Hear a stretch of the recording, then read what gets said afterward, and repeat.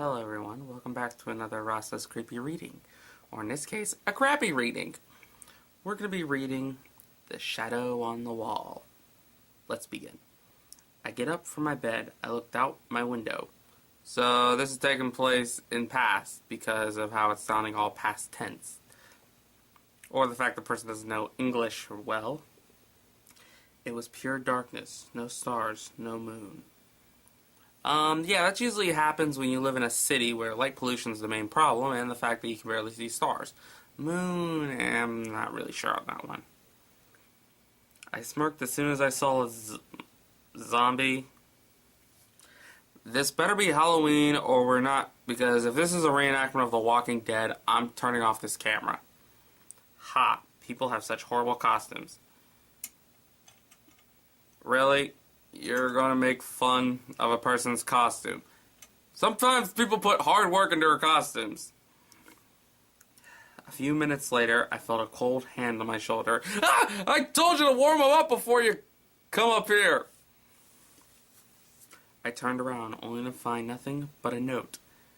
That's some real ninja skills if all that's left on your shoulder is a note. I read the note, and it says, I am haunting you for eternity. Well, I'll call an exorcist to see if they can exorcise the demon away from me. Maybe that'll be good. You'll never know what or who I am. Well, you're somebody who left a note, so that's kind enough for that. I am your worst nightmare. You are not my worst nightmare. My worst nightmare is not even alive. Maybe it is, I don't know. I don't trust it. Now turn around, pretty face. Oh, so you think I'm attractive? I shrugged and turned around, just as the note said. There was a strange, dark figure on the wall. Yeah, it's called my shadow. Somebody point a light aimed at me. I'm sorry. I'm just trying my best. I thought it was my shadow. Durr. Until the shadow turned into a horrifying nightmare. The villain from Kirby, I'm guessing? Or is it their worst nightmare? I know it ain't my worst nightmare because I'm pretty sure I can kick mine. The creature had a body, oozing demonic blood. Okay, so what color does demonic blood look like? Is it also red or is it another color? It had a mouth full of razor-sharp teeth. All the better to eat you with, my dear. It whispered to me, I am here. I am here. You are here. Now let's finish this. So we're going to bed? Okay, but no Frenchie. I don't want to lose my tongue. I laughed at the beast. Ha! People and their scary pranks. A creature just came out of your freaking wall looking like that. Oozing blood, and you're just... Oh my god, this character is so full of himself if you think this is some scary prank. Well, guess what? I know this is all a prank. Where's the camera? Oh, it's just this deadly monster with razor sharp teeth and wanting to rip me a new one. Well, I'm boned. This is not a prank, the beast whispered in a demonic tune. And groan, even more terrifying. So it got uglier. It was horrendous.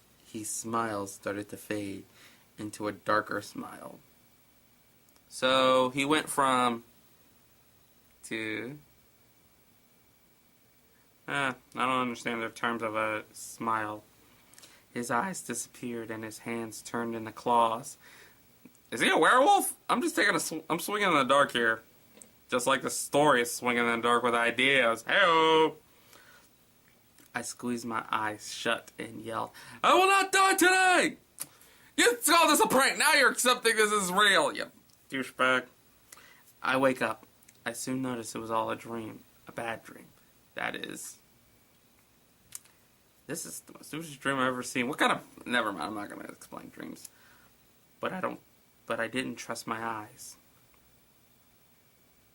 If it was a dream, why would you be worrying about trusting your eyes or not? I looked out my window, blinked a few times, and I saw the same thing I saw it in my dreams. A pure dark sky, no clouds, no moon, no stars. I spotted the same zombie. Okay. I saw in my dream as well. I managed to scream a bit. Does this copy paste a little bit? I'm just wondering, because it feels like I'm just rereading the same lines. I shut the window as quickly as possible. I started to panic and look behind me. And there it is, a note. I forced myself to read it. Oh, for fuck's sake. I think you're just given a vision of the future, and I think the best bet would have been flying out the window. Or running through the stair. Running through your door. Or anything. If it's basically doing the rehash. I expected it to say the same thing as I said before, but it didn't. This time, it was just one word. Shadows. Really? Shadows? Just shadows. Okay. I was awfully confused. I ran downstairs and picked up my phone to call my mother. My mother works in Colorado while I'm in Canada. You could have gave this info in the beginning of the damn story, not now. So we're in Canada. Okay, somebody inform me, because I don't know anything about other cultures' holidays, but do Canada has Halloween? I'm just asking. I really don't know much about other cultures, other countries' holidays. She's a great mother. She had just graduated from college a few years ago. I remember she said, "Call me whenever you need me." That was pointless. That was really late in that, and some details that our mother went to college. Remember that, and I seem to remember it. Once she picked up, there was static and a sound in the background. "Mom, are you there?" No response. "Mom! Mom!" No response. "Can you hear me now?" "Nope." "I'm gonna keep moving around. Can you hear me?" "Nope." "I'm gonna keep moving. Can you hear me?" Okay. So I yelled out her name 5 more times. This time, someone, or rather something, responded. How cliched. "You have chosen the wrong choice." It was the dark, demonic voice. After that phrase, I heard my mother scream. I heard a chainsaw in the background. No, that can't be. "She's watching the Texas Chainsaw Massacre Marathon without me!" I whispered to myself. The call dropped. "Oh, but it is." I turned around. Wait. So, did the person say, "Oh, but it is"? Okay. The demonic voice was recognizable.